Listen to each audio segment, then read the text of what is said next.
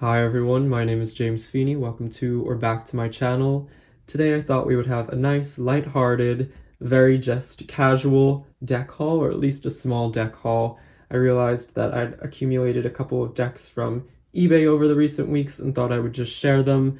I know some of these will probably not be of surprise to those who maybe keep up with my Instagram, as I've done some daily draws with a few of these, but I thought we would just go through the cards. I'd explain why I brought them into my collection, what I'm looking for from them, and how I went about acquiring them.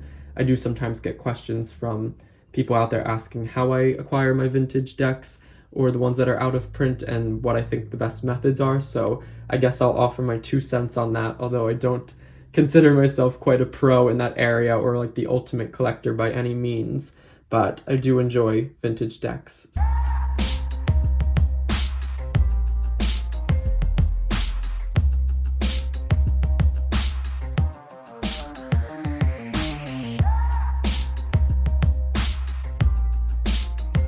So these are the three that I'm going to be sharing. We have basically what is just called the tarot cards. I know this is referred to as the JJ Swiss deck. This one's been out of print for quite some time. It follows more of the Marseille system, although it deviates a bit, which I'll get into. And I know that the original artwork, I believe, is from the 1800s, although this deck was printed, this specific edition was from, I believe, 1969. I know some are from the 70s as well. This is the Legero by DeAndre Voisin. It's a Grimaud deck, and this one I believe is from the 80s. It's more of an oracle deck or a game style deck, although it does have 78 cards. And this one's the most unique and odd, if you ask me, so we'll get into that as well. And then the third one that we have is the Eclectic Tarot. I believe this is a deck from the 80s as well, if I'm not mistaken. And well, we'll see who the author is or the creators are when we look at the packets. But we'll start with the JJ Swiss, which is one I know that's pretty easily accessible on most sort of selling platforms like eBay or Facebook marketplaces and Etsy and all of that. This is one that I think you can get relatively inexpensive if you wait and look for the right sort of copy and circumstance.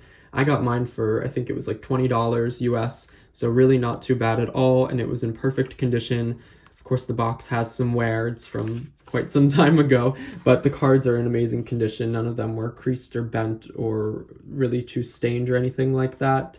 So it comes in the 2-part tuck box. This is one I knew I wanted to get in the near future. It'd been on my list for a while, but I've been studying Marseille in recent weeks and months alongside playing card divination. So as Marseille decks go, this is one that I knew I wanted to at least be able to try out and see how it worked, because it looks like a really beautiful deck, and in the couple of weeks or months that I've had it, I've really been enjoying it. So it came with its little book. It says Swiss made cards, and it is copyright by US Games, and I'm trying to find the creator if they're in here. They really don't try to make it very easy. But I'm sure you can find that online if you want to search it. And the second part of the box, the backs are quite minimalist and simple, which I like. That's kind of common with more old school decks, and also Marseille decks. The backs tend to be a little bit more just plain repetitive patterns. So this one has the checkering, and yeah, it's in pretty good condition. It's a smaller deck, like a lot of Marseilles are, that they're usually more narrow and thin. So that is the size of it. And I'll just go through a few cards and speak to why I like it, why I acquired it. So as you can see, it's more Marseille style. It has more of those primary color elements that seem to stick pretty true to the Marseille system, with like the two of cups having more of that signature of where it's from and all of those sorts of things. And it sticks pretty true. The illustrative style is unique. I would say it feels more of, and I'm not a tarot historian or any of that by any means, but from what I've gathered, the art style feels a little bit more Italian than it does French, with the older woodblock cuttings that you see in a lot of the French style Marseilles versus the Italian ones. So that's interesting. And the thing that separates it, in my opinion, a bit from traditional Marseilles, well, I do love the expressive nature of the faces. so you get a little bit more realistic looking types of figures here, and they are quite expressive, especially in the eyes. You can tell that there's quite a lot going on. The Death card's really beautiful. But the cards that make me question whether it's a true Marseille or not, and maybe somebody out there will be able to fill me in with more information on this, is the fact that for the Hierophant or the Pope or Le Pep or however it would be spelled in other languages, we get Jupiter. So there's that. And then for the Papesse or the High Priestess, we get, and then the Force or Strength is a man, which I know is sometimes the case in older decks. But the Popesse has been replaced by Juno, if I can find her. Of course, it's probably going to be the last card as these things work. There we go. And I mean, the energy of Jupiter and Juno feels very different to me than the Pope and Popesse or the Hierophant and High Priestess, especially with Juno. The energy feels very different. So although it follows the Marseille for the most part, I'm curious if there's a specific type of name for decks who take on these two. I know that this is something that happens in some decks, usually more Roman-inspired decks, so I'd be curious. But it's a wonderful deck. It shuffles well despite its age. I do riffle shuffle and use all of my vintage decks. For me, they're not just to look at or to occasionally touch very carefully. If I can't riffle shuffle it and play with it, then I don't know. I don't know what good it is to me. I like to think of myself as a reader, so all of these vintage decks are getting put to good use and not just sitting on a shelf, which I appreciate. It makes them feel like they have a new life with me, and I like the idea of them having a past and a history that I can then add to. So next we have the Legero Cards, I believe that's how you would say it, and we'll just get into these. Now, I'm still not sure what to make of them exactly. They're in amazing condition. They came pretty much perfect. The box is also in great condition as well. So let's see. There's a little information card for anybody curious out there. So I guess it's from 1985. This is the chunky little white book, which has a bunch of different languages in it. And here we get the author. And supposedly, from what I've been reading in this, it is actually meant to be used as a sort of intuitive game. So the way that it can be used with multiple people or one person and the style is actually very complex. I haven't fully gotten into it, but there's a lot going on in this. The game of the crazy novel, you can play that, and there's like a sort of formation. So it tries to teach you this game. Creativity, invention, phase 1, the game with 3 cards, rules of the game, basic rule, the game belongs to you. If possible, no one should handle it except yourself. When a game involving several people is planned, it is preferable to have a second pack of cards for this purpose. So it's just very interesting. So I'm not sure it was designed necessarily with divination in mind, although the games, I should say, that can be played with this all speak to intuition and knowledge and understanding of the self. So in a way, I guess it's an intuitive game, and I find it extremely interesting. So maybe I will read up on this a little bit more and do a little bit of a tutorial or walkthrough of what this game actually is, because it seems really cool. The Legero is apparently derived from, I believe, an Arabic word it says in here that means neighbor or something like that. So they do dispel the idea that it's not meant to be confused with tarot. The word Gero derived from a classical Arabic gar or gar, neighbor, he who dwells nearby. Yes, so widely suggests whatever is nearby, whatever brings us close to the essential, to spirit, therefore truth, and for the believer, to the gods or God. So the idea of what the neighbor or Gero means is quite intuitive and spiritual. So very, very interesting. These are the cards. They're quite long and narrow. These are the backs. They look really pretty. And there are 78 cards. They all have their number in the upper left corner. With some of these Grimald decks, much like the Masonic Symbolic Tarot, there's that sort of gold not iridescent, but reflectiveness. So it almost seems like it's metallic in some ways.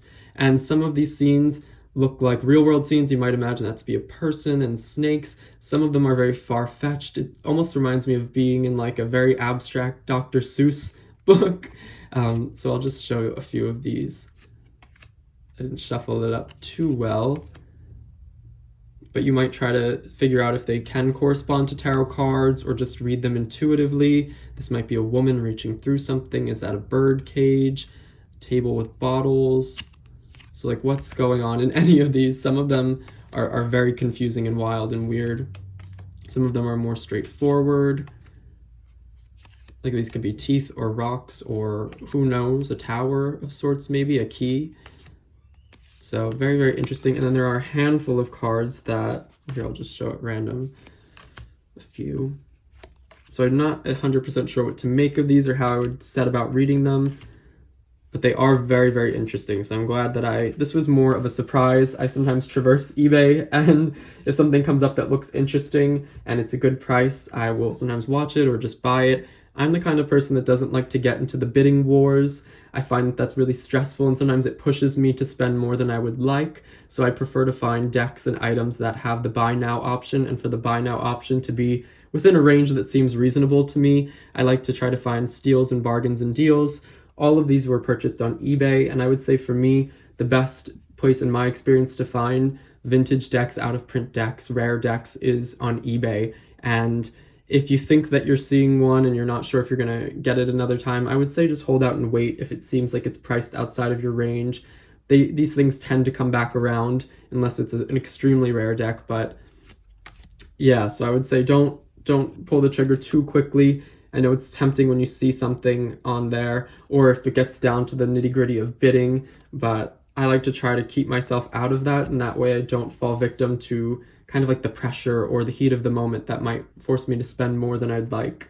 I think this one was also very inexpensive. I try to find them for less than I would even find maybe an independent or mass-produced deck. If I can find them for something really, really that's a bargain, I am all on board for it. So there are a handful of cards that have this sort of nightscape where it's black and gray with accents of gold. There are only a handful of them, and I'm not sure, maybe they're of more importance in the game. This guy reminds me of like the King of Cups or something. And this might be maybe the Star, the Sun, Judgment.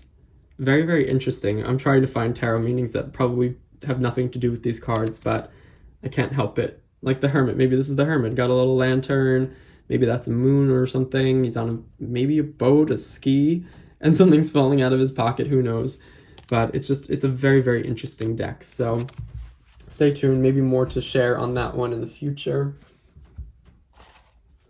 And then finally, the Eclectic Tarot, one that I've also shown on my Instagram a bit. This one I also believe is from the 80s. It's in this big, thick box. It's quite a thick deck, surprisingly. I wasn't expecting it. If anybody out there owns the Spolia Tarot, or what's that other really thick deck? You know those decks that you can't riffle shuffle at all, and that the card stock is just practically cardboard, so you kind of have to overhand shuffle it? That's this kind of deck. So it's quite chunky. It's very chunky, actually. And it has this sort of waxy cardboard feel to it. These are the backs. And it's just very interesting. I think the pips is what attracted me to it the most. This is one that had been on my radar, and then I saw it for a really good deal as I was just kind of snooping around eBay, as I do at nighttime sometimes. So I saw it and then I went for it. But the pips are not very scenic. They're more pip style, but they're very unique in the colors and the arrangement. So it doesn't really follow Marseille or any pip system that I know. I was talking to Anna, and she said that a few of them reminded her of the, what is that system that she has now? The one that switches the cups and swords, I believe. I'm forgetting it. But it is a system that does that. So they're just really unique. I'd say the majors seem to be the most traditional, but even then you see things that are just so detail-oriented and unique. So this one for me has been a lot of fun to just dissect and feel like I am pulling all of the things out of the symbols. I'm trying to find a few of my favorites if I can, but even the pips are quite odd. Like, what makes this what it is, you know? Things like that. The arrangements are just strange and fun and all sorts of things. I love how the Hermit's lantern is shining back on himself instead of shining forward and then down onto a snake on the ground. But just touches like that really make the deck for me, along with the odd, quirky pips that I can't really find what the reasoning was behind their arrangement and coloration, but I think that makes them more exciting. So there's that, but I do really enjoy it. It's a wonderful deck so far, and I've been reading with it a good deal. It's been staying on my reading table along with the JJ Swiss, so I have been using it pretty actively. And then it comes with the chunkier guidebook, which is always helpful, especially because this isn't originally in English, I don't think. So now we see the author or the creator, Joseph Machinka. And this is, yeah, one that was originally from the 80s, if I'm not, yeah, 86. So in my world, that's a vintage deck. I still consider decks from the 90s vintage, but I know I have a video on vintage yay or nay or whatever, something that it was a VR to Hanny from Fierce and Pretty when she made a sort of video speaking to vintage decks. But that takes us through the sort of mini haul. I hope that this was just fun. I know I like to watch these sorts of videos when I'm having my cup of coffee or just want to take my mind off of things. It doesn't always have to be so serious or educational. Sometimes it's just nice to flip through cards and look at pretty pictures. So I figured, why not do that myself? So let me know what you think if you have these decks, if you've worked with them. I'd be curious if you have any inside scoop on things that I am curious about. Please let me know. And let me know what you think about vintage decks and how you go about getting them, because I know we all like to share our tips and tricks for seeking them out and finding them in the best ways possible. Like and subscribe if this was fun and interesting. I hope you are all well, and until next time, bye.